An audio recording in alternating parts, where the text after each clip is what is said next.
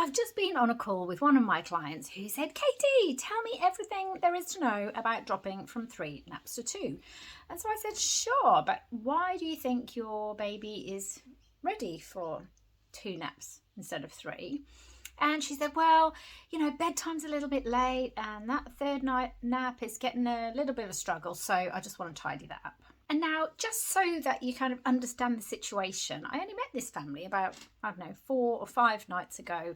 And they have a 7-month-old baby who was waking up multiple times in the evening, up and down all night long, having some split night behaviour and just generally messy. So with a few alterations to daytime routines like extra closeness at sleep time, fun at sleep time, all of those kind of things, and also a later bedtime, we've got him now sleeping like a solid block of sleep overnight with just one wake for a feed, and everything's feeling much better.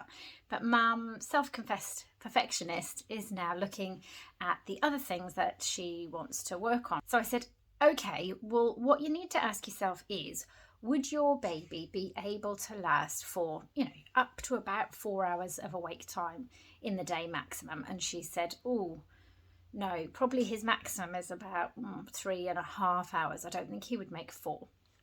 And so I explained that really you need to be able to see some really good stamina in your child to be able to get through the day just on 2 naps, because we don't want them left with this massive long window at the end of the day with no sleep at all and then pushing them through to bedtime.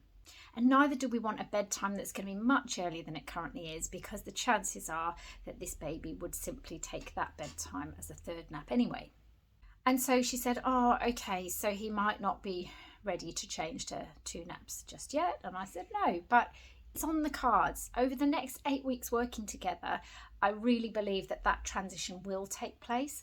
But for now, I think it's a good plan just to sit back, enjoy this improved sleep, enjoy the predictability of the daytime naps, enjoy the fact that he can fall asleep quite happily with very little intervention from you, and just take a wait and see approach with this next part of the journey. So it's always tempting to kind of rush on to the next job when you've seen big improvements in your baby's sleep. So really it's about knowing when to make change and then when to sit back and wait for the rest of it to sort itself out.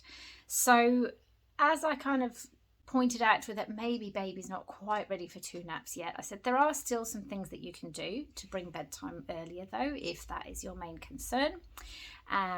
One would be to shorten the 3rd nap to maybe just 10 minutes, so that you might bring bedtime in by say 20 minutes or so.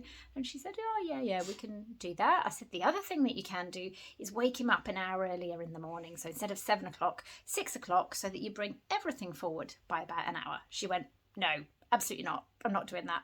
So I said, okay, so for now, let's just say that things are as good as they can be for now. It's okay to watch and wait and see what unfolds in its own time. And she said, yes, I think that's a very good plan.